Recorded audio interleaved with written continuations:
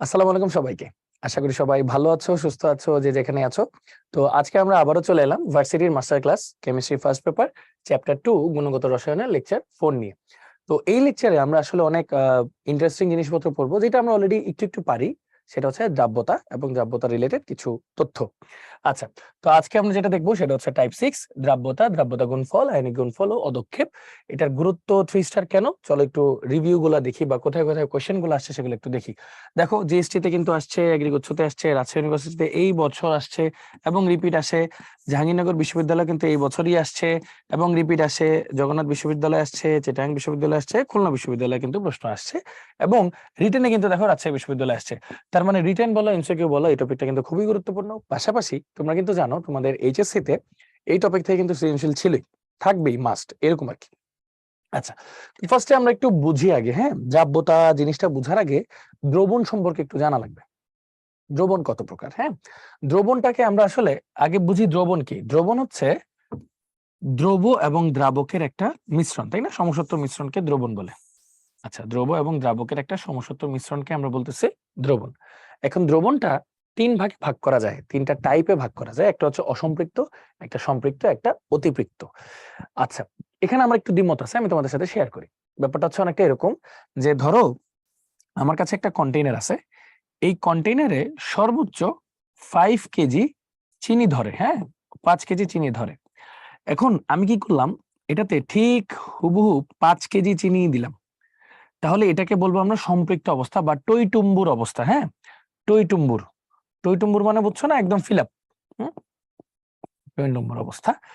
আর যদি 5 কেজিতে বেশি দিয়ে দিই, সে ফর এক্সাম্পল এখানে আমি 6 কেজি দিয়ে দিই, তাহলে কি হবে? 6 কেজি চিনি কি এখানে থাকবে?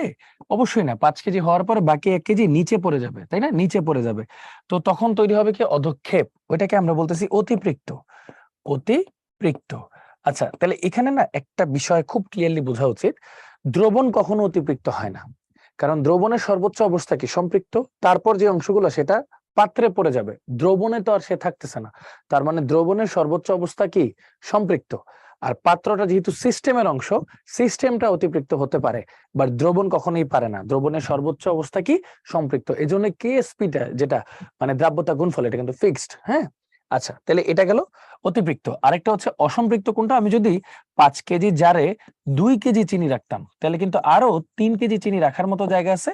তো ওইটাকে আমরা বলতাম হচ্ছে অসম্পৃক্ত বা ফিল আপ হয় নাই, আরো নিতে পারবে, এরকম আর কি ব্যাপারটা। তাহলে আমরা একটা সিদ্ধান্তে চলে আসলাম ভাইয়া, সেটা হচ্ছে দ্রাব্যতা ব্যাপারটা আসলে মানে দ্রাব্যতা যদি আমাদের শুরু করতে হয়, আগে জানতে হবে দ্রবণ। দ্রবণের 3টা টাইপ, কিন্তু আসলে দ্রবণের টাইপ কয়টা? 2টা, 3টা না।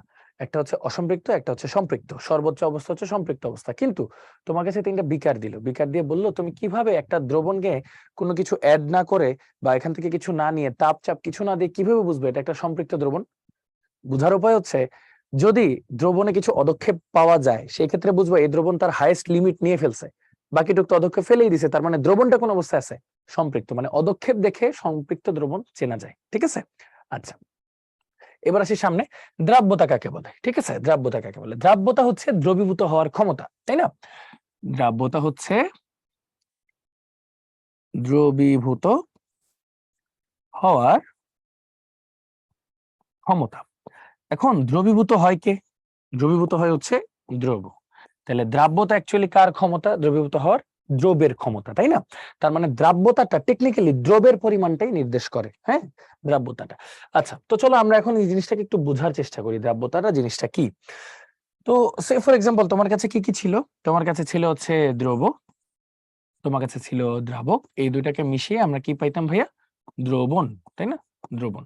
আচ্ছা, তাহলে একটা বিষয় একটু চিন্তা করো তো, আমার এটা হচ্ছে মূল তুলনার বস্তু, তাই না? এটা দিয়েই তো দ্রাব্যতাকে আমরা কি করব? তুলনা করব বা দ্রাব্যতাকে সংজ্ঞায়িত করব।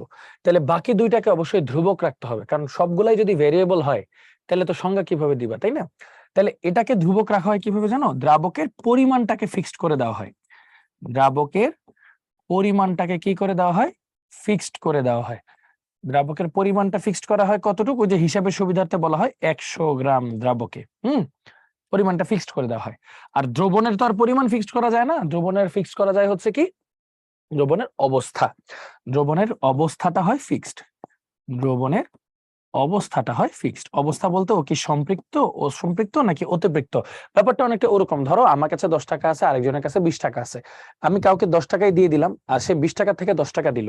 তো আসলে কে বেশি দিছে? 10 টাকার 10 টাকাই দিয়ে দিলাম, মানে 100% দিয়ে দিছি। একজন 20 টাকা 10 টাকা দিছে, মানে 50%। তো এটা কিন্তু কম্পারিজন আসলে হয় নাই। কম্পারিজন হইতে হইলে কি হইতো, দুইজনের সেম টাকা থাকতে হইতো, তারপর দেখা যাইতো কে কতটুকু টাকা দিল, এরকম আর কি বিষয়টা। তো সেম একটা অবস্থায় যদি আনতে হয়, সেটা হলো সম্পৃক্ত অবস্থা, যেটা সর্বোচ্চ অবস্থা। ঠিক আছে, এই জন্য তাহলে অবস্থাটা হচ্ছে কি অবস্থায় আনতে হবে? সেম অবস্থায়, যেটাকে আমরা বলতেছি সম্পৃক্ত। সম্পৃক্ত অবস্থায় নিয়ে সবকিছুকে আমাদের তুলনা করতে হবে। আচ্ছা, তার মানে আমরা যদি একটা সংজ্ঞায়িত করি, হ্যাঁ, এটা হচ্ছে আমার তুলনার বস্তু, হ্যাঁ, তুলনার বিষয়। তাহলে যদি সংজ্ঞায়িত করি, অবশ্যই যেহেতু এখানে তরল পদার্থ থাকতে পারে, অনেক কিছু থাকতে পারে, তো তাপমাত্রাটাকে আমরা ফিক্স ধরেই নিব আর কি। হ্যাঁ, যদিও এই সংজ্ঞার জন্য তাপমাত্রা ফিক্স ধরা লাগবে না, যেহেতু দ্রাবকটাকে আমরা গ্রামে নিয়ে নিছি, ভরে নিয়ে নিছি। কিন্তু টেকনিক্যালি বাস্তব ফিল্ডে তো আমরা আসলে মোলারিটি নিয়ে কাজ করি, ওগুলো নিয়ে আস্তে আস্তে আমরা পড়বো। তো যেটা বলতেছিলাম ভাইয়া, সেটা হচ্ছে তাহলে দ্রাব্যতা কাকে বলে? নির্দিষ্ট তাপমাত্রায় 100 গ্রাম দ্রাবকে যত গ্রাম দ্রব দিলে সম্পৃক্ত দ্রবণ তৈরি হয়, তাকে ওই তাপমাত্রায় ওই দ্রাবকে ওই দ্রবের দ্রাব্যতা বলে। আবার বলি, নির্দিষ্ট তাপমাত্রায় 100 গ্রাম দ্রাবকে যতটুকু দ্রব দিলে সম্পৃক্ত দ্রবণ তৈরি হয়, তাকে ওই তাপমাত্রায় ওই দ্রাবকে ওই দ্রবের দ্রাব্যতা বলে। তার মানে দ্রাব্যতাটা কিন্তু কয়েকটা বিষয়ের উপর নির্ভর করতেছে ভাইয়া। কি কি বিষয়ের উপর নির্ভর করতেছে? ধরো ফার্স্টে আসতেছে দ্রবের প্রকৃতি, আমি এটাও একটু আলাদা করে লিখি। দ্রাব্যতা নির্ভর করতেছে একটা দ্রবের প্রকৃতির উপর নির্ভর করতেছে দ্রাব্যতাটা। মানে ধরো চিনি যতটুকু দ্রবীভূত হবে, লবণ তো ততটুকু দ্রবীভূত হবে না, বেশি বা কম হবে। তার মানে দ্রবের প্রকৃতি চেঞ্জ হলে কিন্তু দ্রাব্যতা চেঞ্জ হয়। এরপর আসতেছে দ্রাবকের প্রকৃতি। দ্রাবকের প্রকৃতি, দ্রাবকের প্রকৃতি ব্যাপারটা কি? ব্যাপারটা হচ্ছে অনেকটা এরকম যে আমি ধরো পানির মধ্যে চিনিকে দ্রবীভূত করাতে চাইলাম, যতটুকু চিনি লাগবে, অ্যালকোহলের মধ্যে যদি আমি চিনিকে দ্রবীভূত করতে যাই, তার চেয়ে বেশি বা কম চিনি লাগবে, সমান হবে না কখনোই। তার মানে দ্রাবক চেঞ্জ হলেও কিন্তু দ্রাব্যতা চেঞ্জ হয়। আরেকটা হচ্ছে চাপের একটা পরিবর্তন আছে। চাপের পরিবর্তনকে আমরা হেনরির সূত্র নামে চিনি। হেনরির সূত্র, যেটা খুব সহজ একটা উদাহরণ হচ্ছে কোকা-কোলা, ফান্টা, এগুলা বেভারেজ গুলা কি করে, এই যে দ্রাব্যতা সমানুপাতিক চাপ, চাপ যত দিব দ্রাব্যতা তত বাড়বে। তাহলে S = K × P চলে আসে। S = K × P মানে কি? এটা হচ্ছে হেনরির ধ্রুবক। এটা হচ্ছে হেনরির ধ্রুবক, মানে দ্রাব্যতা বাড়বে চাপের সাথে সাথে। ওই যে চাপ দিলাম, চাপ বৃদ্ধি করলাম একটা কোকা কোলার ভিতরে, এজন্য কার্বন ডাই অক্সাইডটা পানির সাথে মিশে কার্বনিক অ্যাসিড আকারে দ্রবীভূত হয়ে আছে। যখনই মুখটা খুলে দিলাম, চাপটা কমে গেল, তখনই কার্বন ডাই অক্সাইডটা বের হয়ে আসতেছে। মানে চাপ কমলে দ্রাব্যতা হ্রাস পায়, এরকম আর কি। আর আরেকটা হচ্ছে last but not the least, সেটা হচ্ছে তাপমাত্রা। আরো অনেক ধরনের ইফেক্ট আছে, মানে মূল গুলো বলতেছি আর কি। তাপমাত্রা, তাপমাত্রার বিশাল একটা ব্যাপার আছে, চলো ব্যাপারগুলো একটু শিখি। দ্রাব্যতার ইস্যুটা কি আসলে? হ্যাঁ, খেয়াল করো, একটা হলো তাপ উৎপাদী বিক্রিয়া, একটা হচ্ছে তাপহারী বিক্রিয়া। ধরো একটা বিক্রিয়া আছে A + B, হ্যাঁ, এখান থেকে হচ্ছে ধরো C + D, এটা ধরো ΔH নেগেটিভ, মানে তাপ উৎপাদী বিক্রিয়া, উৎপাদী বিক্রিয়া। আর সেম জিনিসটা যদি ΔH = পজিটিভ হইতো, তাহলে এটাকে আমরা কি বলতাম? তাপহারী বিক্রিয়া, তাই না? এটা তো আমরা নরমাল জেনারেল নলেজ। হ্যাঁ, তাপহারী বিক্রিয়া কাকে বলে, তাপ উৎপাদী বিক্রিয়া কাকে বলে। এখন একটু খেয়াল করো তোমরা সবাই। ধরো আমার কাছে আছে হচ্ছে সোডিয়াম ক্লোরাইড, সলিড আকারে আছে, হ্যাঁ, সলিড। এটাকে যদি দ্রবীভূত করি, সেটা তো পানিতে গিয়ে কি হবে? অ্যাকুয়াসে কনভার্ট হয়ে যাবে। পুরোপুরি যদি দ্রবীভূত হয়, তাহলে তো একদিকেই সাইন থাকবে, sodium plus aqueous plus chloride minus aqueous, পুরোপুরি দ্রবীভূত হয়ে গেল আর কি। হ্যাঁ, তার মানে এটা কি টাইপের বিক্রিয়া? এটা কি তাপহারী নাকি তাপ উৎপাদী? এটার উপর অনেক কিছু ডিপেন্ড করতেছে। ঠিক আছে, যেমন ধরো এটা তো কোথায়, সামনের দিকে গেলে হচ্ছে বিক্রিয়াটা কি হচ্ছে? দ্রবীভূত বা দ্রাব্যতা বাড়তেছে। ঠিক আছে, তাহলে এটা যদি তাপ উৎপাদী বিক্রিয়া হয়, আমি যদি তাপমাত্রা বাড়াই, তাহলে কিন্তু দ্রাব্যতা কমবে, কারণ তাপ উৎপাদী বিক্রিয়া তাপমাত্রা বাড়ালে বিক্রিয়া পশ্চাৎ দিকে যায়, তাই না? তাহলে কিন্তু দ্রাব্যতা কমবে। আবার তাপহারী বিক্রিয়া যদি তাপমাত্রা বাড়াই, সেক্ষেত্রে বিক্রিয়া পশ্চাৎ দিকে যাবে। সরি, তাপহারী বিক্রিয়া তাপমাত্রা বাড়াইলে বিক্রিয়া সামনের দিকে যাবে, তার মানে দ্রাব্যতা বৃদ্ধি পাবে। তো এখানে একটু জেনারেল কথা লিখি আর কি। হ্যাঁ, তাহলে তাপহারী বিক্রিয়া যদি তাপমাত্রা বাড়াই, বিক্রিয়া যাবে ফরওয়ার্ডে, আর ফরওয়ার্ড যাওয়া মানে আসলে দ্রবীভূত হওয়া, তার মানে দ্রাব্যতা বাড়বে। হ্যাঁ, আর যদি তাপ উৎপাদী বিক্রিয়া হইতো, জিনিসটা তাপ উৎপাদী বিক্রিয়া হইতো, তাপ উৎপাদী বিক্রিয়াতে কিন্তু তাপমাত্রা বাড়াইলে বিক্রিয়া ব্যাকওয়ার্ডে যাবে, পশ্চাতে যাবে। হ্যাঁ, উল্টা।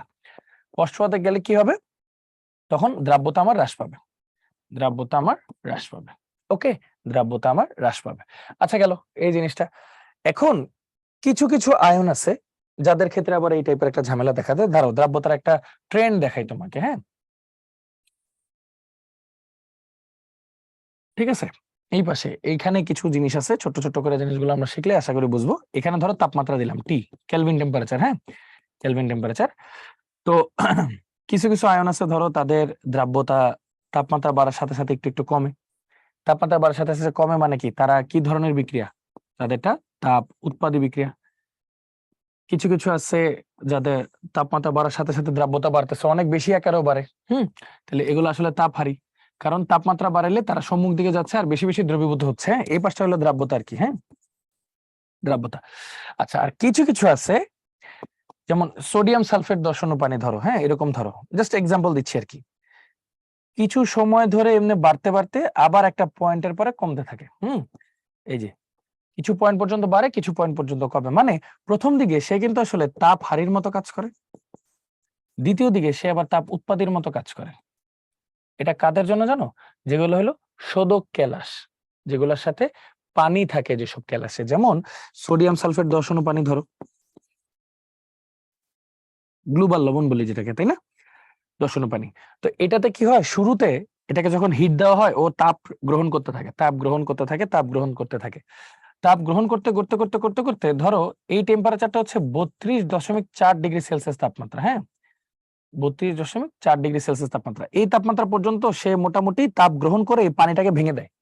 মানে সে যত তাপ গ্রহণ করবে তত পানিটা তার থেকে, মানে পানির সাথে বন্ধন তার ভাঙতে থাকবে।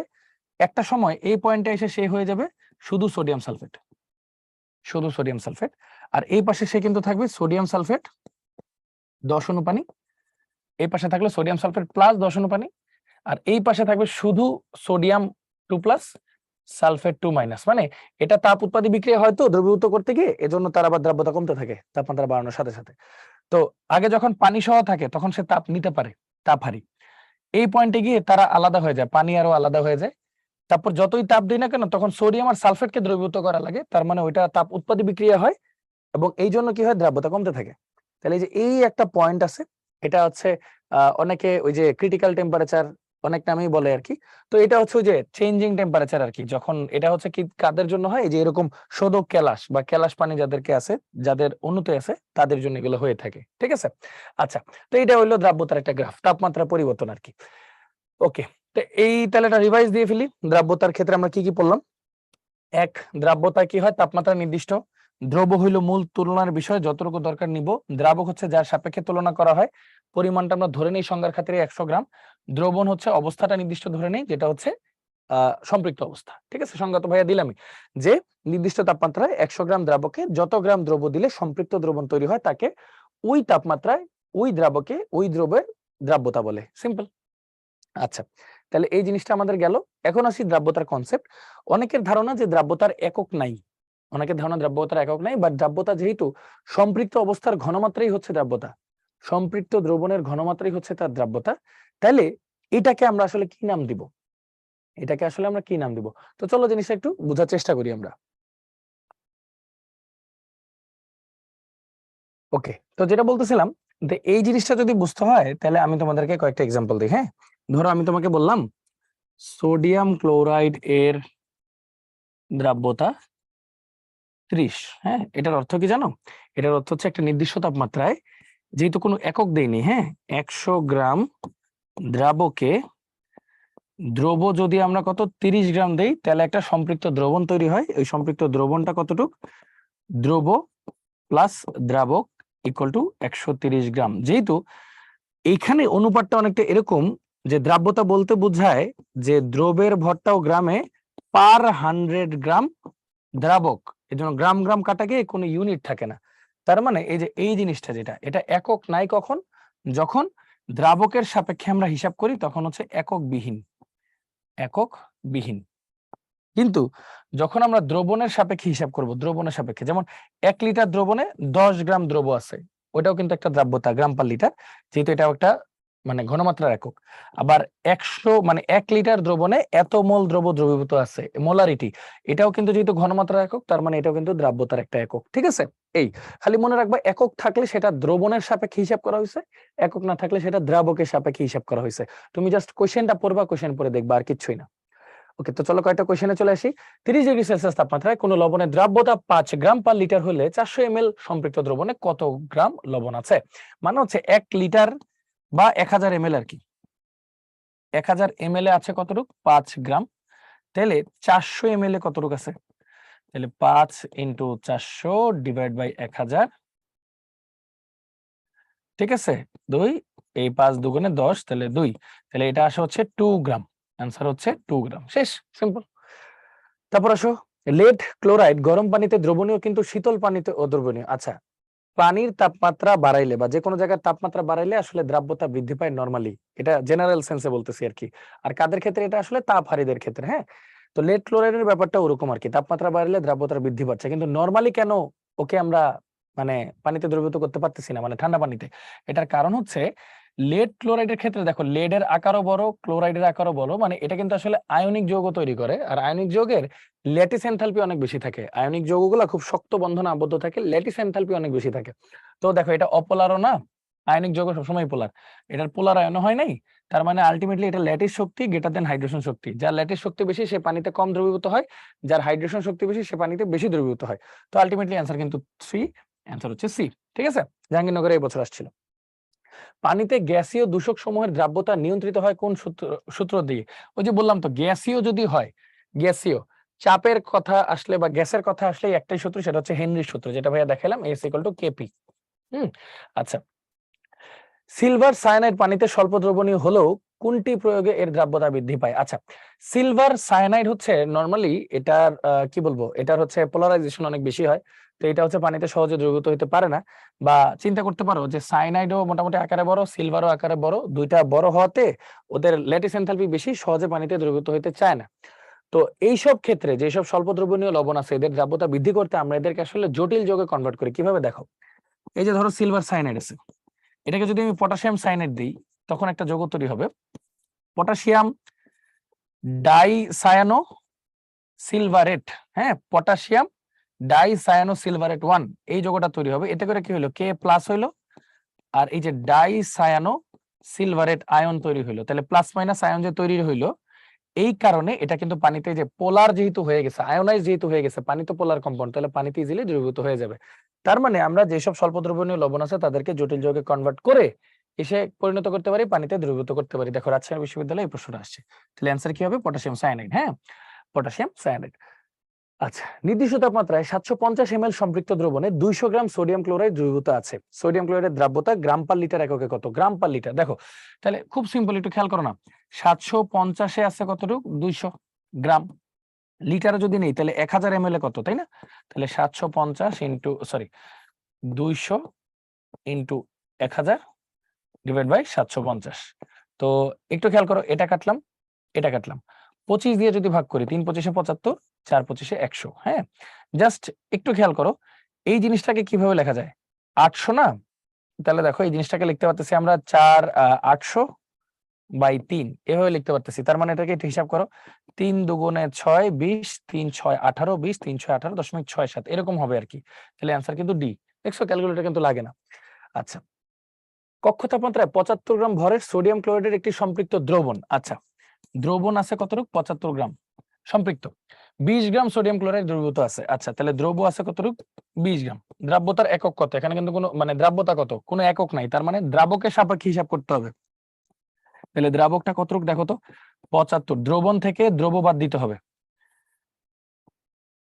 দ্রবণ থেকে দ্রব্য বাদ দিতে হবে, তাহলে কত হলো? 55 গ্রাম।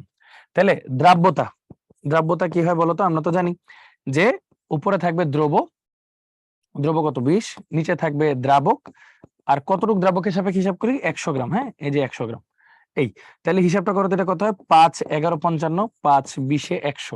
ঠিক আছে, 5 11 55, 5 20 100। আর আরেকটা কি হইতে পারে? ধরো, আরো সহজভাবে যদি একটু চিন্তা করি, ধরো আরো সহজভাবে এটা ক্যালকুলেট করা যায়। দেখো, 20 ইন্টু 100 ডিভাইড বাই কত বললাম 55। দেখো 5 দিয়ে আগে ভাগ করো, 5 11 55, 4 5 20, ঠিক আছে। 11 দিয়ে ভাগ করো, অলমোস্ট 9 11 কত হলো 99, 9 পয়েন্ট সামথিং, তাহলে 4 নং 36 পয়েন্ট সামথিং, তাই না? 36 পয়েন্ট সামথিং হবে অ্যান্সার। তাহলে অ্যান্সার দেখো এই যে 36 পয়েন্ট সামথিং, দেখছো হয়ে গেছে। ক্যালকুলেটর ওই সময় ছিল বাট লাগে নাই। আচ্ছা, 50 ml সম্পৃক্ত দ্রবণে 5 গ্রাম ক্যালসিয়াম ক্লোরাইড আছে, প্রতি লিটারে কতটুকু? তাহলে দেখো 50 ml আছে কতটুকু? 5 গ্রাম, প্রতি লিটার মানে কত? 1000 ml কতটুকু? 5 ইন্টু 1000 ডিভাইড বাই 50, তাহলে কত? এটা এটা কাটা, এটা কাটা, 100 গ্রাম পার লিটার, তাহলে অ্যান্সার হচ্ছে 100 গ্রাম পার লিটার। শেষ। আচ্ছা, তারপর বলছে পানিতে অক্সিজেনের দ্রাব্যতা এত হলে পিপিএম এককে দ্রাব্যতা কত? আচ্ছা, পিপিএম এককে কনভার্সনটা তোমাদের একটু শর্টকাটে বলি। এটার কনভার্সন হচ্ছে 10⁻³ ইন্টু এস ইন্টু এম। দেখো 10⁻³ এস মানে মোলারিটি কত, 2 ইন্টু 10⁻⁻4 ইন্টু এম মানে হচ্ছে আণবিক ভর, অক্সিজেনের কত 32। তাহলে দেখো এটা যদি কাটাকাটি করি তাহলে কত আসতেছে? 32 দুগুণে 64 ইন্টু 10⁻³ 10⁻⁻1, তাহলে 10⁻⁻1, হ্যাঁ, তাহলে 6.4 ppm।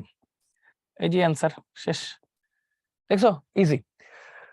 তারপর আসি কনসেপ্ট, এবার হচ্ছে দ্রাব্যতা গুণফল ও দ্রাব্যতার মধ্যে সম্পর্ক।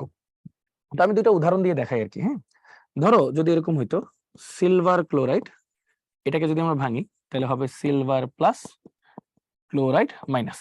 হ্যাঁ, তাহলে এটার দ্রাব্যতা বা ঘনমাত্রা ধরো এক্স, তাহলে এটারও এক্স, এটারও এক্স, তাই না, ঘনমাত্রা। তাহলে কে আইপি, আইপি মানে হচ্ছে আয়নিক গুণফল, তাই না, মানে আয়ন গুলার ঘনমাত্রার গুণফল। তাহলে আয়ন গুলা আছে একটা করে, তাহলে এর ঘনমাত্রার গুণফলটা নিলাম আমি, তাহলে এর মানগুলা বসাই দিই। হ্যাঁ, এখন এই মানগুলো আমি এক্স না নিয়ে আমি যদি ধরো এস নেই, হ্যাঁ, ওই তো সম্পৃক্ত অবস্থার ঘনমাত্রাই তো দ্রাব্যতা, তাই না, এস এস এস, তাহলে সেক্ষেত্রে কি হলো এস ইন্টু এস, তাহলে এটাকে আবার বলবো তখন কেএসপি, যেহেতু আয়ন আর নাই দ্রাব্যতা হয়ে গেছে, তাহলে এটা হয়ে গেল এস স্কোয়ার। চলো আরেকটা উদাহরণ দেখি। সে ফর এক্সাম্পল তোমার কাছে আছে হচ্ছে অ্যালুমিনিয়াম অক্সাইড। হ্যাঁ, একটু কঠিন উদাহরণ নেই। অ্যালুমিনিয়াম অক্সাইডকে ভাঙলে কি কি পাওয়া যাচ্ছে ভাইয়া? 2টা অ্যালুমিনিয়াম আয়ন আর 3টা অক্সাইড আয়ন, তাই না? এখন খেয়াল করো, ধরো ওর ঘনমাত্রা দেওয়া আছে এস, ওর তাহলে কত হবে 2s, ওর তাহলে কত হবে 3s।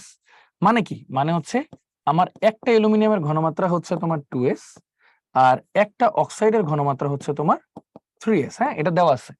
তাহলে কে আইপিটা আগে বের করো। কে আইপি যদি বের করি, আয়ন গুলার ঘনমাত্রার গুণফল, দেখো অ্যালুমিনিয়াম আয়ন আছে কয়টা?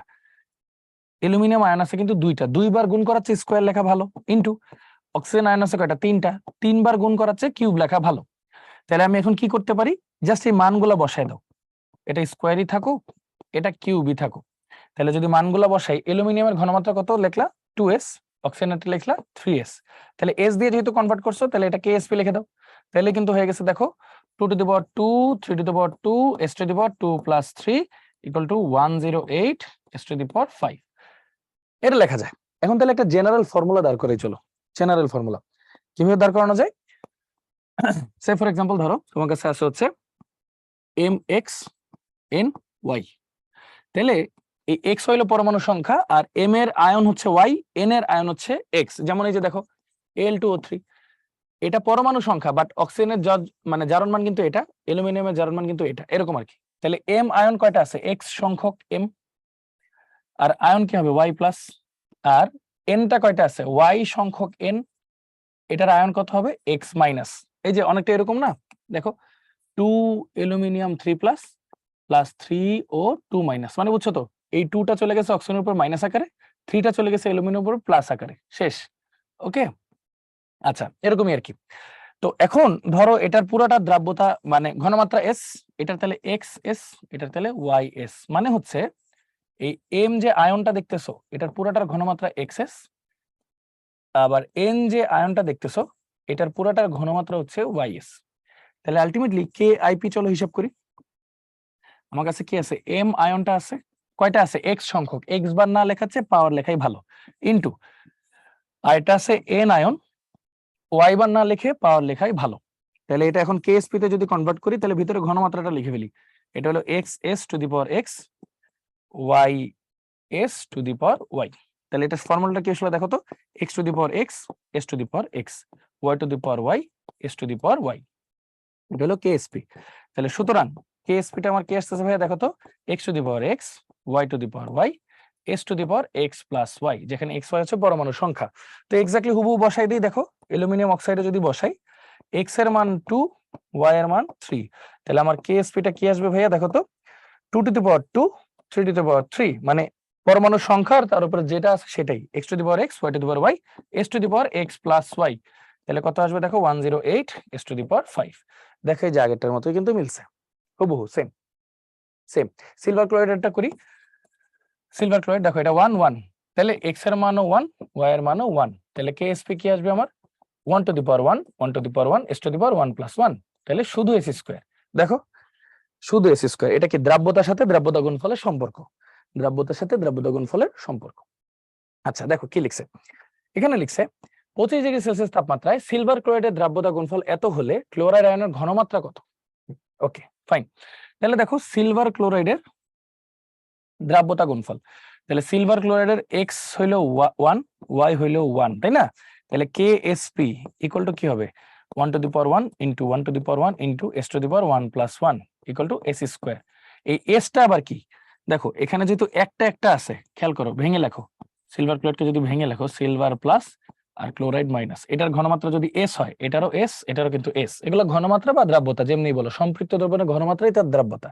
তাহলে শুধু s কি হবে root over KSP equal to root over কত 10 টু দি পাওয়ার মাইনাস 10, তাহলে হয় 10 to the power minus 5, root মানে তো পাওয়ার হাফ আর কি, তাই না?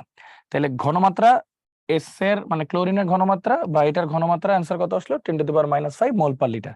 মনে রাখবা KSP কিন্তু সবসময় মোল পার লিটার এককে নিয়েই করতে হবে, KSP এর অ্যান্সার মোল পার লিটার এককেই আসবে, KSP মোল পার লিটার এককেই আসবে, মোল পার লিটার এককে নিয়েই করতে হবে, ঠিক আছে? আচ্ছা, ম্যাগনেসিয়াম হাইড্রোক্সাইডের দ্রাব্যতা গুণাঙ্ক এত, দ্রবণের পিএইচ 10 হলে তাতে Mg2+ এর ঘনমাত্রা কত? আচ্ছা দেখো পিএইচ দেওয়া আছে ভাইয়া কত 10, তাহলে পিওএইচ কত, আমরা কি জানি pH plus pOH equal to 14, তাহলে 14 থেকে যদি পিএইচ বাদ দেই তাহলে তো হইলো, তাহলে 4, পিওএইচ যদি 4 হয় তাহলে ওএইচ এর ঘনমাত্রা বের করার টেকনিক কিন্তু ভাইয়া ফার্স্ট পেপার 4 নম্বর অধ্যায়ে শিখাইছি, 10 to the power minus pOH, হ্যাঁ তাহলে 10 টু দি পাওয়ার মাইনাস 4, এটা হলো ওএইচ এর ঘনমাত্রা।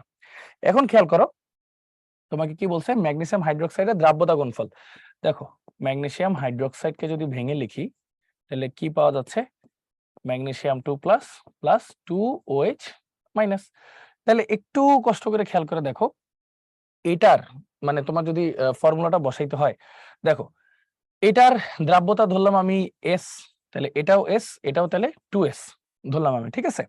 এখন একটু ঠান্ডা মাথায় খেয়াল, বা এটাও যদি তুমি নাও বসায়, ধরো এটা তুমি বসাইলে না, তুমি যদি নরমালি এটার KSP যদি এমনিও বসাইতে চাও, হ্যাঁ যেহেতু দ্রাব্যতা গুণফল লিখছে তার মানে সম্পৃক্ত অবস্থা, সম্পৃক্ত অবস্থার KSP আর KIP সেম, সম্পৃক্ত অবস্থায় KSP আর KIP সেম, তাহলে কিভাবে লিখবো এটা ম্যাগনেসিয়াম আয়নের ঘনমাত্রা ইনটু হাইড্রোক্সাইড আয়নের ঘনমাত্রা স্কয়ার, দুইটা আছে যেহেতু দুইবার গুণ না করে স্কয়ার, তাহলে দেখো ভ্যালুটা কত KSP 2 into 10 to the power minus 11 equal to ম্যাগনেসিয়ামের ঘনমাত্রা ইনটু হাইড্রোক্সাইডের ঘনমাত্রা তো মাত্র বের করলে কত 10 to the power minus 4 square, ঠিক আছে? তাহলে এটা কত হলো 10 টু দি পাওয়ার মাইনাস 8, তাহলে চলো মানগুলো লিখি 2 into 10 to the power minus 11 by 10 to the power minus 8 equal to ম্যাগনেসিয়ামের ঘনমাত্রা। তো এটা যদি ওই পাশে চলে যায় তাহলে হয় 2 into 10 to the power minus 3, ঠিক আছে? এটা হয় ম্যাগনেসিয়াম আয়নের ঘনমাত্রা 2 into 10 to the power minus 3, এটা হচ্ছে কি আসবে ম্যাগনেসিয়াম আয়নের ঘনমাত্রা, এই যেটা 2 into 10 to the power minus 3, শেষ হয়ে গেল, কতক্ষণ লাগলো ইজি। ক্যালসিয়াম ফ্লোরাইডের দ্রাব্যতা এত হলে এটার KSP কত, দেখো এটার x এর মান হচ্ছে 1, y এর মান হচ্ছে 2, এই যে 1 2, তাহলে KSP ইকুয়াল টু কি আসবে 1 two the power 1, 2 two the power 2, s two the power 1 plus 2, মানে 4s কিউব, তাহলে দ্রাব্যতার মান দিয়ে দিছে, তাহলে 4 ইনটু s কত 2 into 10 to the power minus 4 cube, তাহলে দেখো 4 4 এর জায়গায় থাকবে 2 কিউব আসবে into 10 to the power minus 4 cube, ঠিক আছে? তাহলে খেয়াল করো 2 কিউব মানে কত 8, 4টা 32 into 10 to the power minus 12, এখন এটা যদি একটা পয়েন্ট এদিকে নিয়ে আসি 3.2, এটা একটা কমে যাবে 10 টু দি পাওয়ার মাইনাস 11, ঠিক আছে? 3.2 into 10 to the power minus 11, শেষ, সহজ, কিছুই করা লাগতেছে না, জাস্ট তুমি যাই করবা হিসাবটা সহজভাবে বসাইলেই হয়েছে। 5টি আয়ন উৎপন্ন হয় এরূপ দ্রব্য যেমন এই দেখো x এর মান 3, y এর মান 2, এই যে তাহলে KSP কত হবে দ্রাব্যতা গুণফল 3 two the power 3, 2 two the power 2, s two the power 2 plus 3, দেখো 3 3 9 27 27 ইন্টু 2 দুগুণে 4 ইন্টু s টু দি পাওয়ার 5। তো আলটিমেটলি কত আসে? 4 7 28 এর 8, হাত থেকে 2, 4 দুগুণে 8 2 10, 108 s টু দি পাওয়ার 5। তাহলে 108 s টু দি পাওয়ার 5 শেষ। M2X3 লবণের দ্রাব্যতা এত হলে KSP কত? দেখো x এর মান 2, y এর মান 3, একটু আগে বের করছি। x এর মান 2, y এর মান যদি 3 হয় তাহলে KSP আমার কি আসবে? 2 to the power 2, 3 to the power 3, s to the power 2 plus 3, মানে 108 s to the power 5। ঠিক আছে? আচ্ছা, তাহলে দ্রাব্যতার মান দেওয়া আছে, তাহলে দ্রাব্যতা গুণফল, তাহলে দেখো 108 into 1.1 into 10 to the power minus 2 to the power 5। আচ্ছা, তাহলে একটু হিসাব করি। 108 into 1.1 to the power 5 into 102 to the power, ওই যে 10 to the power minus 2 to the power 5। আচ্ছা, খেয়াল করো একটু একটা জিনিস, এখানে 108 108 এর মতোই থাকুক, ইন্টু এটা 1.1 কে টু দি পাওয়ার যদি 5 করি 1.3 সামথিং কিছু একটা আসবে, ওটার হিসাবটা আমি আপাতত না লিখলাম। ইন্টু খেয়াল করে এখানে আসে 10 টু দি পাওয়ার মাইনাস 10। এখানে অপশনে দেখো তোমার 1 এর চেয়ে একটু বেশি কি কি আছে, দেখো এটা তো মাইনাস 10 আছে। তো এটাকে যদি আমি পয়েন্টটা এদিকে নিয়ে আসি, সেই ক্ষেত্রে এটাকে আমরা কি লিখতে পারি আবার বলো তো? 1.08 into 1.1 two the power 5 into 10 to the power minus 8, এরকম না? আচ্ছা, তাহলে অ্যান্সার দেখো 10 টু দি পাওয়ার মাইনাস 8 একটাই আছে, তাহলে অ্যান্সার এটাই। কিভাবে? 1.08 এর সাথে আবার 1.1 যদি গুণ করো, অবশ্যই 1.56 এর একটু বেশিই হবে। মানটা বেশিই হবে। এটা আবার 10 টু দি পাওয়ার মাইনাস 8 কারোটার সাথেই মিলে না। এইভাবে ক্রস চেক করতে হবে, কারণ ওই সময় ক্যালকুলেটর ছিল, আমি ক্যালকুলেটর ছাড়া দেখাচ্ছি তোমাকে। হ্যাঁ, আচ্ছা, ওকে, এবার হচ্ছে দ্রাব্যতা নীতি। দ্রাব্যতা নীতি কিছুই না, অদক্ষেপ পড়বে কেউ পড়বে না, ওই জিনিসটা আর কি। তো সবাই তো জানো যে কেএসপি আর কেআইপি সমান হওয়া মানে কি? আয়ন আর দ্রাব্যতা দুইটা সমান হওয়া মানে সম্পৃক্ত অবস্থা। আই যদি বেশি হয় মানে আয়ন বেশি, দ্রাব্যতা কম, তার মানে অদক্ষেপ পড়বে। আর দ্রাব্যতা বেশি কিন্তু আয়ন কম মানে অসম্পৃক্ত দ্রবণ। হ্যাঁ, এই জিনিসটা আর কি, অসম্পৃক্ত যৌগ। তো এরকম একটা গেল। তো চলো একটু হিসাব করি। আয়নিক গুণফল কেআইপি এবং দ্রাব্যতা গুণফল কেএসপি সম্পর্কের ক্ষেত্রে নিচের কোনটিতে অদক্ষেপ পড়বে? অদক্ষেপ কখন পড়বে? দ্রাব্যতার চেয়ে আয়ন বেশি থাকলে। দ্রাব্যতার চেয়ে আয়ন যখন বেশি থাকবে তখন, হ্যাঁ, তখন অদক্ষেপ দিবে। ঠিক আছে, অদক্ষেপ দিবে, অতিপৃক্ত হয়ে যাবে দ্রবণটা। আচ্ছা, তারপর যদি আসি চাপের প্রভাব। হেনরির সূত্র তো ভাই অলরেডি তোমাদেরকে বলছি যে আমরা যদি চাপ বাড়াই, মানে চাপের সাথে দ্রাব্যতা সম্পর্ক সমানুপাতিক, মানে ওই যে কোকা কোলার মতো, চাপ দিলাম বেশি, বেশি প্রেসার দেওয়াতে ওইটা আপাতত পানির সাথে মিশে কার্বনিক অ্যাসিড রূপে ওই কোকা কোলার সাথে মিশে আছে, মানে এটার ঝাঁজটা বজায় রাখে। যখন কোকটা খুলে দিই তখন হচ্ছে কার্বন ডাইঅক্সাইডটা বের হয়ে যায়, কারণ চাপটা কমে যায়। তার মানে দ্রাব্যতার সাথে চাপটা হচ্ছে সমানুপাতিক। কোন অর্থে? শুধু গ্যাসীয়দের ক্ষেত্রে, শুধু গ্যাসীয়দের ক্ষেত্রে। হ্যাঁ, আচ্ছা, এই ধরনের অঙ্কগুলোতে কে এর একক কি দেওয়া আছে আর দ্রাব্যতা কোন এককে দেওয়া আছে, চাপের একক বা কি খেয়াল রাখতে হবে। একটু খেয়াল রাখলে আর কি তোমার এককটা, কে এর এককটা তুমি বের করতে পারবে, আর কিছুই না। যেমন দেখো 20 ডিগ্রি সেলসিয়াস তাপমাত্রা ও 0.98 অ্যাটমসফিয়ার চাপে অক্সিজেন গ্যাসের দ্রাব্যতা কত? হ্যাঁ, তাহলে S = K × P, তাই না? দ্রাব্যতা জানতে চাইছে। আচ্ছা, কি দেওয়া আছে? হেনরির ধ্রুবক দেওয়া আছে 1.38। এটা একটা মজার অঙ্ক, দেখো 1.38 into 10 to the power minus 3 molar per atmosphere, আর এটাও অ্যাটমসফিয়ার, তাহলে একক কাটাকাটি যাবে। হ্যাঁ, ইন্টু কত? 0.98। এই কমন সেন্স খাটো তো, এটা কি একের ছোট না? তাহলে একের ছোট কোনো কিছু যদি কাউকে দিয়ে গুণ দেই তার মানটা একটু কমে যাবে না? একের ছোট দিয়ে কাউকে যদি গুণ দেই তার মান একটু কমে যাবে, তাহলে অ্যান্সার 1.38 এর একটু কম আসবে। দেখো 1.38 এর কম এই একটাই আছে, দেখছো? একের ছোট কোনো কিছু দিয়ে যদি কাউকে গুণ দেই তার মান কমে যায়, তাহলে এই যে দেখো একটু কম, শেষ, সিম্পল। চাপ হ্রাসে কোনটি দ্রাব্যতা হ্রাস পাবে? দেখো সোডিয়াম ক্লোরাইড কিন্তু সলিড, পটাশিয়াম কার্বন টেট্রাক্লোরাইড, হ্যাঁ, এটা কিন্তু তোমার তরল, হ্যাঁ, লিকুইড। আর সোডিয়াম সালফেট এটাও কিন্তু একটা সলিড, আর কার্বন ডাইঅক্সাইড শুধুমাত্র গ্যাসীয়। তো হেনরির সূত্র মানে চাপের কাহিনী তো হেনরির সূত্র, হেনরির সূত্র মানেই গ্যাস। তো শুধুমাত্র কোনটার জন্য খাটবে? এটা বি এর জন্য খাটবে, আর কিছু দেখার দরকারও নাই। ঠিক আছে, ওকে, এই তো। থ্যাংক ইউ সো মাচ সবাইকে। আজকে আমাদের লেকচার শেষ হয়েছে। এখানে আমরা কি কি পড়ছি? আমরা কিন্তু দ্রাব্যতা রিলেটেড সবকিছু পড়ছি। দ্রাব্যতা কাকে বলে, দ্রাব্যতার একক কি, দ্রাব্যতা কি কি বিষয়ের উপর ডিপেন্ড করে, দ্রাব্যতা গুণফল কিভাবে বের করে, শর্টকাট কি, হেনরির সূত্র কি, তাপমাত্রার প্রভাবটা কি, ওই যে গ্লোবাল লবণ দিয়ে উদাহরণ দিয়েছি, তাপ হারি তাপ উৎপাদিতে কি হয় না হয়, এভরিথিং আমরা শিখছি। পাশাপাশি কিন্তু ওই যে দ্রাব্যতা নীতি যেটা, হ্যাঁ, অদক্ষেপ কখন পড়বে বা পড়বে না সেটাও কিন্তু ভাইয়া দেখাই দিছি শর্ট ক্যালকুলেশন সহ। তো আশা করি সবাই ঠিকঠাক মতো বুঝতে পারছো ভাইয়া। থ্যাংক ইউ সো মাচ সবাইকে অ্যাগেইন কষ্ট করে ধৈর্য ধরে ক্লাসটা করার জন্য। আশা করি ঠিকঠাক মতো বুঝতে পারছো। তো সবাই সুস্থ থাকো, ভালো থাকো, দেখা হবে, কথা হবে। আল্লাহ হাফেজ, আসসালামু আলাইকুম।